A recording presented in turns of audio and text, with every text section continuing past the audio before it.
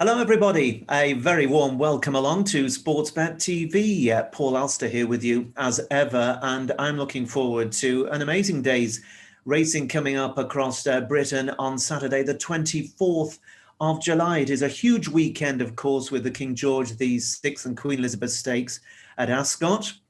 I'll be coming on to my four selections for this week. We're hoping for a better time than last week, which, to be honest, wasn't great.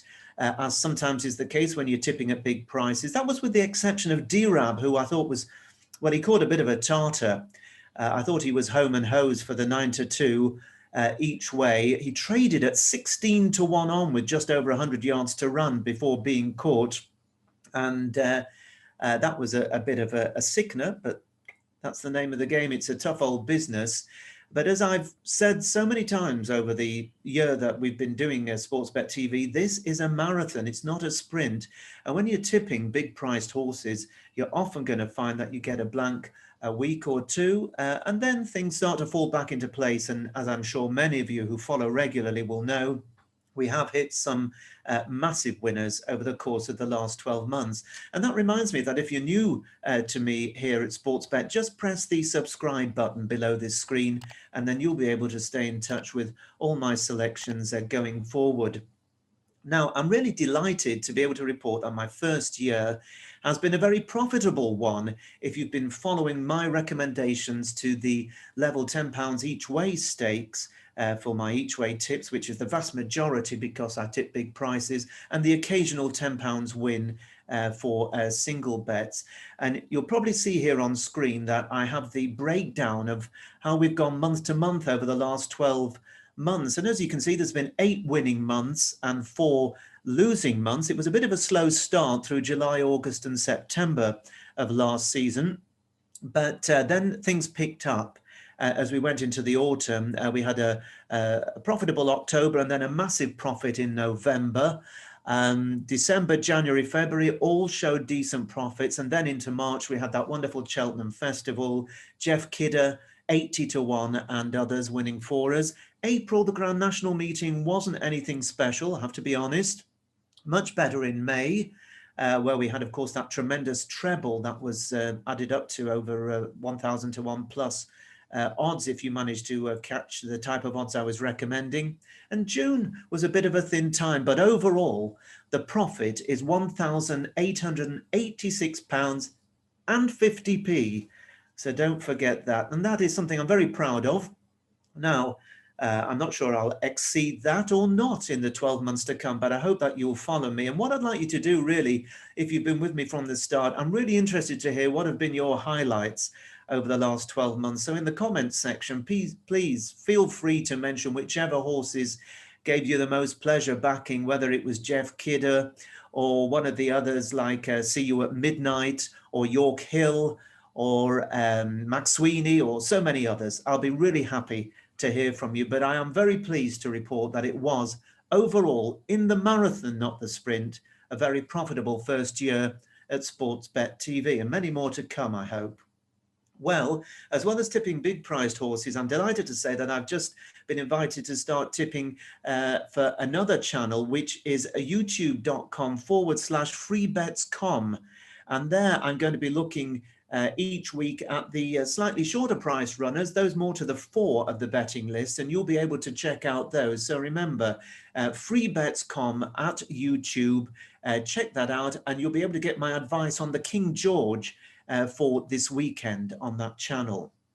Now, next week, I'm going to be with you. It's very busy with Glorious Goodwood and the Galway Festival. So there's going to be a whole volley of bulletins coming through next week on what is a really exciting 7 days of racing across Britain and Ireland. But on now to the first of my 4 selections for this weekend. And I take you to Ascot to the 150, which is the Group 3 Princess Margaret Keeneland Stakes. For 2-year-old fillies over 6 furlongs, there are 11 runners. It's always a pretty hot contest. Now, the best form, arguably, in the highest rating officially is the 103 of Desert Dreamer, who's trained by Stuart Williams. She was a very good second last time out in the Group 2 Duchess of Cambridge Stakes at Newmarket 2 weeks ago. She'd previously been second in a listed race at Newmarket in late June. We've got the unexposed Nazanin, who impressed when winning on debut at Newbury last month. She's trained by Archie Watson and could be anything. Tom Dascombe has Delmora, who was a very good third only last Saturday in the Super Sprint at Newbury. That really was a very good effort. And Carl Burke has a nice filly called Attagirl, who won by 4 lengths at Haydock, taking a maiden with a lot in hand just 3 weeks ago. But on this occasion, and it's fairly rare on this channel, I'm recommending a win on a filly called System. System is trained by Richard Hannon and is the mount of Pat Dobbs. Now, the Yard have won this race before. They won it in 2014 with a Sailor, and this filly, who's by Galileo Gold, is really useful. Her dam was a 6 furlong 2-year-old winner, and she also had the stamina to win up to 9 furlongs in the United States. And System is also a half sister to 5 winners. She cost £80,000 as a yearling. Now, she made a good debut at Salisbury in mid-June when she was second, beaten half a length just caught close home. And then she won the listed Empress Fillies Stakes on the July course over 6 furlongs last time out. Now, that was a particularly good effort because she was squeezed out and hampered at the start, but she came through late to beat the aforementioned Desert Dreamer by a neck. And I think that she'll confirm the form with the runner-up, who, of course, was second in a Group 2 recently. So System is the one that I'm tipping you here. She was 11-4 when I had a look this morning, but Bet365 have now gone up at 3-1 as she begins to drift a little bit. And that is my pick here, 3-1 win for System for Richard Hannon and Pat Dobbs. Remember, as always, to shop around, look for the best prices on offer and the terms that best suit your way of betting. But I do think that System can win the 150 at Ascot, and I think 3-1, as things stand at the moment, is a fair price. I'll take you on to my second selection, a much bigger price. Ascot 3 o'clock is the Moët Chandon International Handicap over 7 furlongs. There are 22 runners. They'll be thundering down the straight course, and last time I looked, they were betting at least 5-1 the field. It's always a hugely competitive race for big prize money, as you might expect. Now, the horse that I think is the one they all have to beat is Motakael, who won the Bunbury Cup for the second time just the other week at Newmarket at the July meeting and was hugely impressive. This horse is rated 112, which is good enough almost for him to run in a Group 1, and he may well turn out to be a proper group class performer by the end of the season. But it's not easy in these big field handicaps, as we know, and you need a bit of luck in running. Motakael, though, really is the one that all of them will have to beat. Dania is interesting on its second in the Buckingham Palace Stakes at Royal Ascot last time out. It's gone up £5, though, for that. We've got Aldari, who was favourite for the Buckingham House Handicap, but finished 5th after a slow start. It's trained by the excellent William Haggis, who's one of the shrewdest trainers in the business. Another shrewdie is Andrew Balding, who trained Shine So Bright, who was 4th in that Bunbury Cup behind Motakael. Interesting. They're taking that one on again. And he was another to have had a slow start there, so he may well get closer on the revised terms. And don't rule out Kim I5, who was 5th in the Bunbury Cup for Joseph Tuitt. He's got a good race in him at some point in the not too distant future. But my selection here is an old horse, a 9-year-old. Raising Sand is trained by former great jump jockey Jamie Osborne and is ridden by his daughter Safi Osborne. Now, I really do think that Raising Sand has got a very good each-way chance. He actually won this very race in 2019, where he beat Queso off a mark of 103. Now, the thing about Raising Sand is he loves this track. He turns up at all the big 7 furlong and mile handicaps, and he often runs a very big race, regardless of the ground. He'll go on just about any ground. And he ran a really good race at Royal Ascot last time out, on only his second start this season, when he was 6th in the Buckingham House handicap. Now, he actually won his race, but it was over on the far side. He beat all those on the far side, but it turned out the horses that were drawn low that day were at a distinct disadvantage, with those on the near side having a huge margin of advantage over those on the other side of the track. So he was really unlucky. He really ran a great race under Saffie Osborne. I'm quite surprised that the handicapper has decided to drop him £2 because essentially he won his race. But he's dropped him £2, and I think that gives him a real chance on Saturday. This time he's drawn in the middle of the field, so Saffie will be able to go where she wants. I suspect she'll stay middle to stand side. When I looked earlier in the day, there was some 20 to 1 around. That's gone. They then went 18. That's gone. And he's now 16 to 1. Now you can shop around for the best terms. Some are offering 4, but plenty offering 5, some offering 6, and some offering 7 places if you can get it for the 16s. But the ones I'm seeing at the moment offering 6 places for 16 to 1 are Paddy Power and Betfair Sportsbook. I think there could be quite a bit of a gamble on Raising Sand. I think he may well be forced down to somewhere approaching 10 to 1, but I think he's going to run another really good race at his favourite track, and age does not seem to wither him. He remains as good as ever, I'd say, at 9 years old. Raising Sand, 16 to 1 each way, Ascot, 3 o'clock Saturday.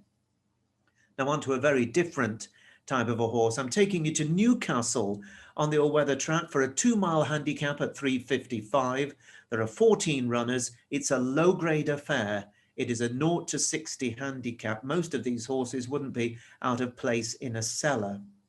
So you say to yourself, why on earth is he looking at this when there are so many good horses running across Britain and Ireland on Saturday? Well, first of all, I must say it's a very open race. The bookmakers haven't got a clue. I don't think anybody's got a clue here. 11 to 2 the field they're going in the 14-runner handicap.